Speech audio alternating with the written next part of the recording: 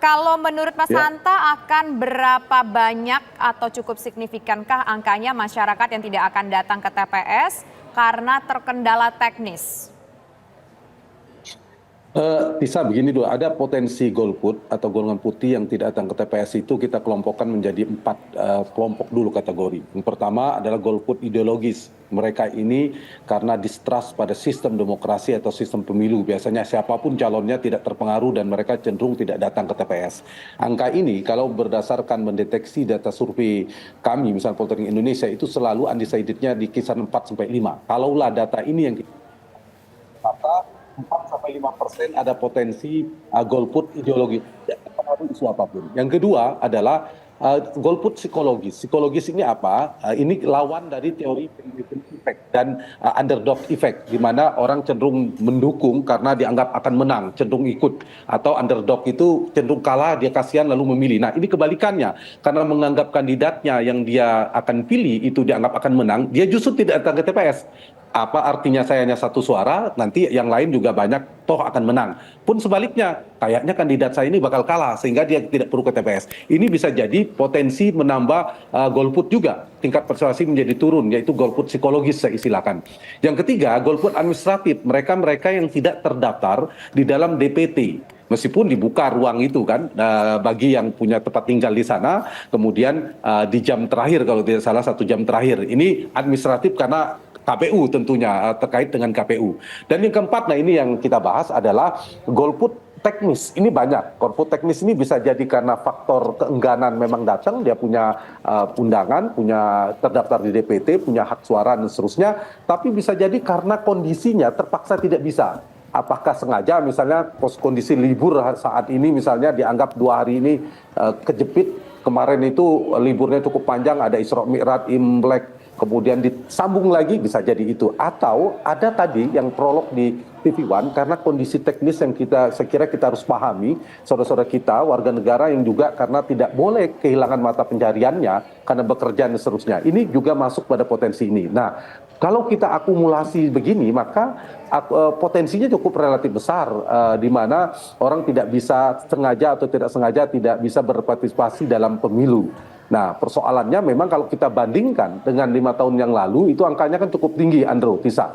81%. Faktor itu besar, ada berbagai macam faktor. Nah, saya melihat memang kita punya potensi kedua-duanya untuk bertahan lebih besar, tapi ada potensi turun dibandingkan 5 tahun yang lalu.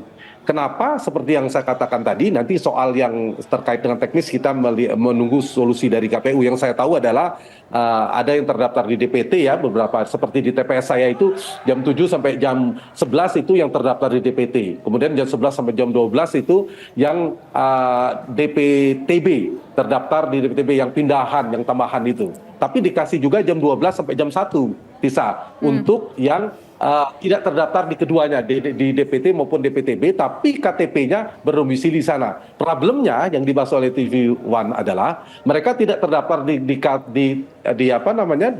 TPS tempat dia jualan, misalnya bekerja, tapi di saat yang sama KTP-nya juga tidak ada di sana. Nah, ini yang saya kira memang tidak boleh mengurangi hak esensi warga negara kita soal hak untuk memilih dan seterusnya, dan itu memang mestinya ada solusi. Saya tidak tahu, Mas nanti Hanta, kita bisa diskusi. tapi kami juga ingin tahu Mas Hanta, Ya. dari pengalaman Mas Hanta punya tidak kalau yang terbaru saat ini prediksi mungkin sebaran wilayah yang harusnya lumbung suaranya penyumbang pemilih terbesar, tapi karena kendala teknis mereka berpotensi terancam golput, Mas? Mungkin secara khusus tidak terdeteksi secara kantong-kantong suara tertentu, tapi itu bisa jadi dari beberapa pekerjaan, misalnya teman-teman kita pekerja buruh dan sebagainya, misalnya tetap harus bekerja, itu ya di daerah-daerah pabrik misalnya, kita tidak tahu bagaimana memperlakukan itu. Nah, potensi ini tentu tetap ada.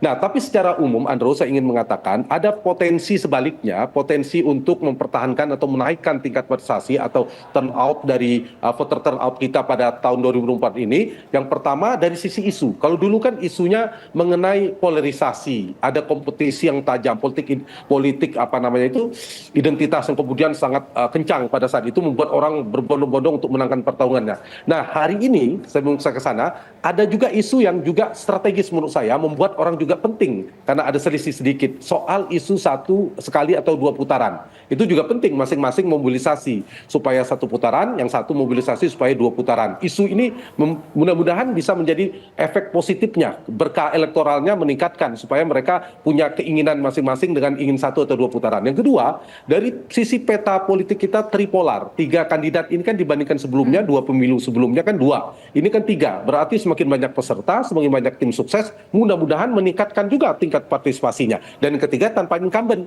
Harapannya ada keinginan untuk mendapatkan presiden baru, itu partisipasi datang ke TPS-nya juga tinggi. Ditambah yang keempat terakhir, desain pemilu kita juga positif mendukung untuk orang datang ke TPS. Kenapa? Karena misalnya kayak saya, TPS saya yang dekat dengan rumah, mudah untuk terjangkau. Sehingga mendorong orang mudah, efisien, efektif untuk datang ke TPS. Jadi mendorong itu. Tetapi di saat yang sama memang yang terakhir ini yang perlu kita antisipasi, meskipun bukan soal banyak dan sedikit, soal hak warga negara untuk datang ke TPS, punya hak untuk bisa memilih, itu menjadi penting. Meskipun kalau saya ditanya secara akumulasi pertanyaan Andrew tadi, mungkin tidak ditemukan misalnya di Jawa Barat atau di Jawa Timur dan seterusnya di provinsi tertentu akan meninggikan itu, saya kira mungkin tidak, tapi dia tersebar di berbagai macam dari sisi profesi ya, lapangan pekerjaan, profesi pekerjaan seperti apa.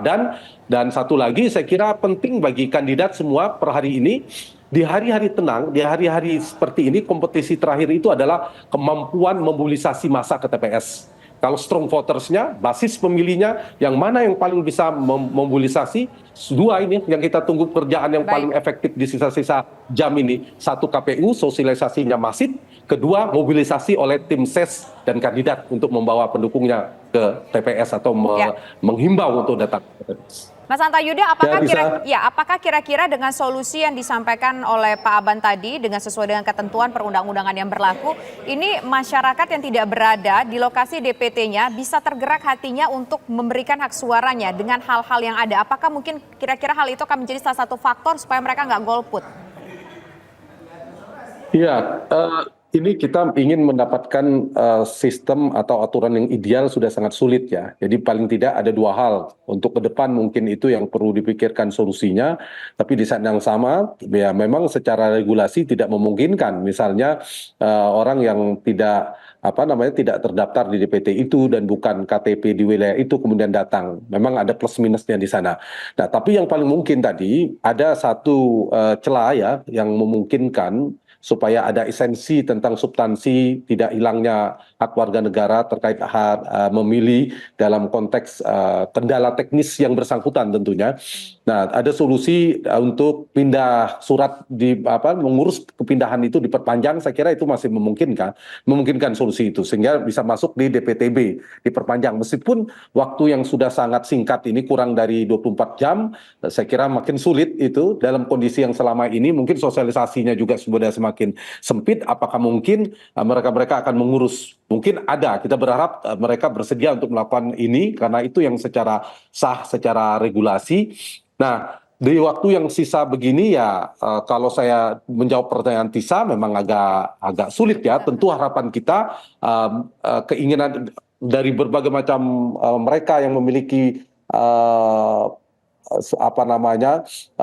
profesi yang berbeda-beda, pekerjaan yang berbeda-beda ini, kita mendorong tetap memiliki kesadaran tinggi. Ini adalah hak bagian dari untuk masa depan bangsa kita. Mereka menempuh jalan untuk mengurus ini supaya masuk di DPTB ya, itu yang paling mungkin. Karena kalau kita mengatakan dipaksakan di tempat itu kan ada soal teknis lapangan tadi, pekerjaan, pendapatan yang hilang dan seterusnya kalau yang dibahas di TV One ini. Tapi di saat yang sama, saya kira harus berhati-hati juga soal regulasi ini untuk menghindari jangan sampai ada potensi kecurangan terkait dengan mobilisasi pemilih ganda. Ini juga harus dihindari supaya tidak terjadi juga. Nah, jadi antara 2 titik ini yang harus didamaikan. Kita tidak boleh membuka potensi ruang adanya kecurangan yang bisa dilakukan untuk potensi pemilih ganda tadi satu sisi, tapi sisi yang lain membuka seluas mungkin bagi warga negara yang memiliki hak untuk berpartisipasi memilih.